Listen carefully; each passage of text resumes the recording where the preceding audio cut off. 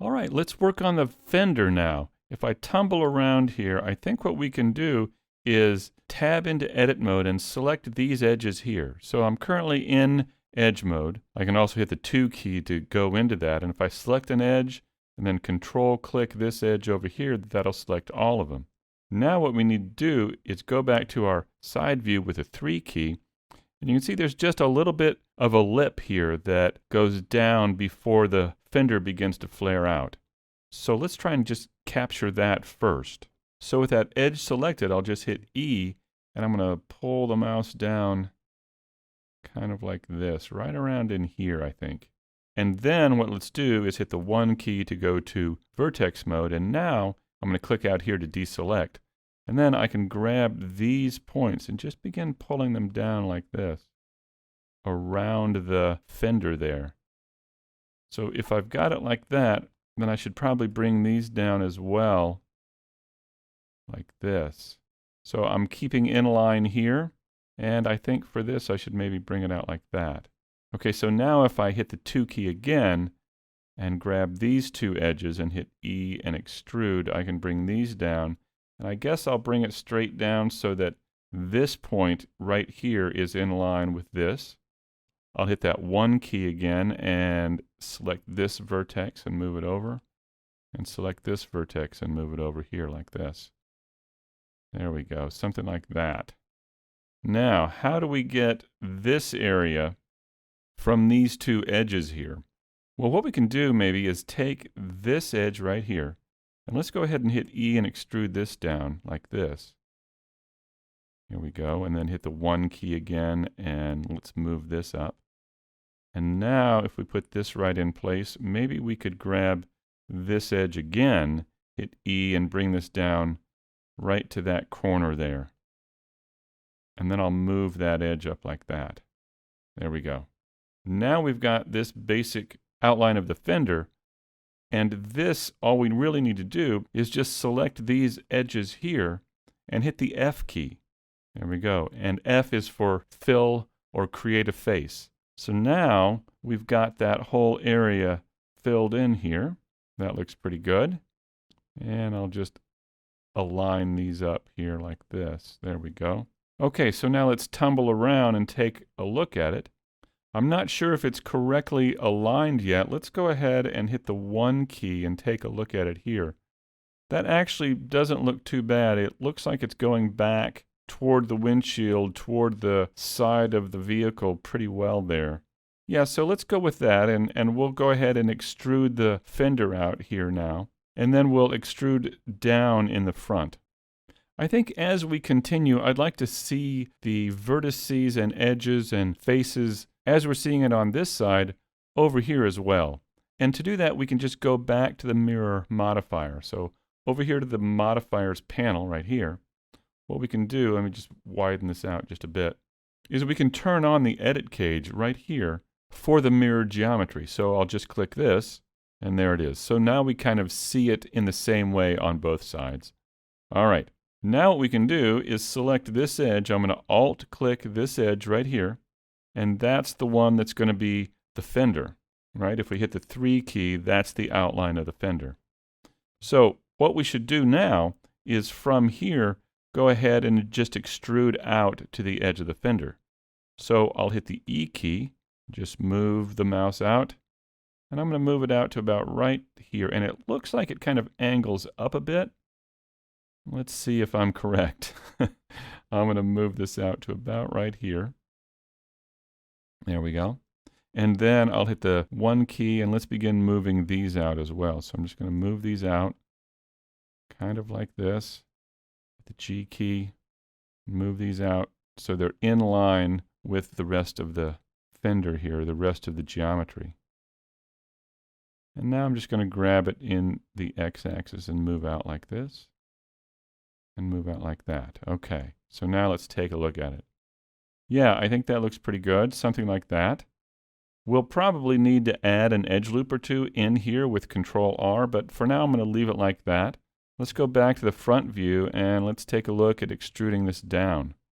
I think we're going to have to close the gap here before we extrude all of this down, so let's just go to edge mode with a 2 key, and then press Control and click here, and that'll select that whole edge. And now I'm just going to hit the E key and then click, and then I'm going to drag down in the Z-axis just right down to there. Now, let's take a look at this. What I want to do is combine these together so it's all one piece.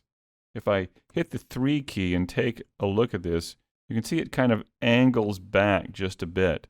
So if I take this and pull it back a little bit, that'll get us partway there.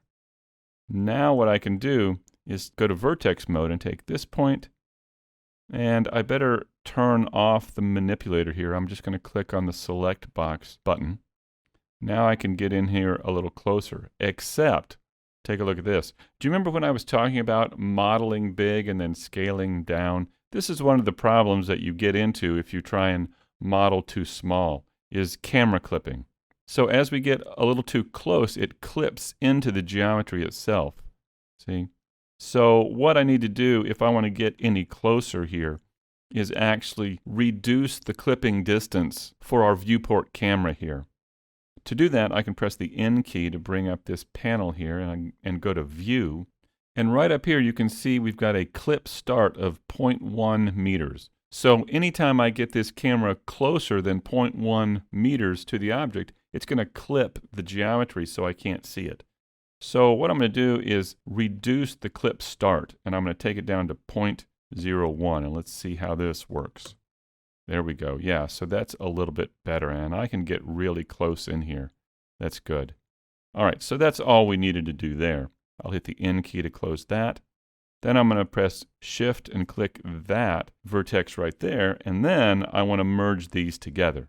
Now, we can go up to Vertex and merge vertices, but the shortcut key is Alt-M. So I'm just going to press Alt-M, and then I'm going to merge these at the last one selected. So there it goes. It moved that first one to the position of the last vertex. There we go. So now that's connected there. So now what we can do is click this vertex, and then I could Control click this vertex right here. And that will select all of that edge, all of those edges. And I'll hit E, and I'll click. And then I'm going to go back and turn on my Move tool right here. And I'm just going to grab that Z-axis and pull it all the way down like this. There we go, right about there. I'll take this point, and I'll move it down like this. And there we go. So now if we tumble around, we've got that basic shape. I also feel like this fender right here kind of angles back. Let's take a look. If I hit the 3 key, you can see it kind of angles back right here. I feel like we need to pull those back to here. But before I do that, look at this. I need to grab all of these points and pull them back here. So let's do that. Let's hit the Z key and go to wireframe. And then I'll hit the B key and border select all those points, and that selects all of those. Now I'll grab them and just move them back. I'll hit the G key and let's move these back like this. Yeah, about like that. Okay, so now that we've got those, I'll grab those 2 points again here and here. And let's move these back as well. So I think if I move these back to here, that might work. Let's give it a try. It's kind of hard to see here exactly where these should be. But if I tumble around, let's take a look. Go to solid view. Maybe I could bring this one down a bit. Let's hit G and bring that down a bit like this. And maybe this one too. It looks like this one's a little too high as well. Yeah, it looks like these are a little bit too high. So I need to pull these down like this.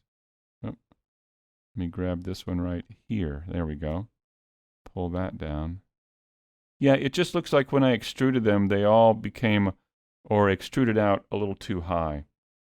So I'm just going to go through and bring these down to where the reference image is. That's all. And this happens. You just have to keep checking your model from all angles and make adjustments along the way. All right, so there we go.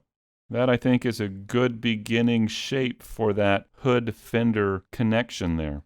So in the next video, we'll begin working on creating the insets for the headlights and the grille.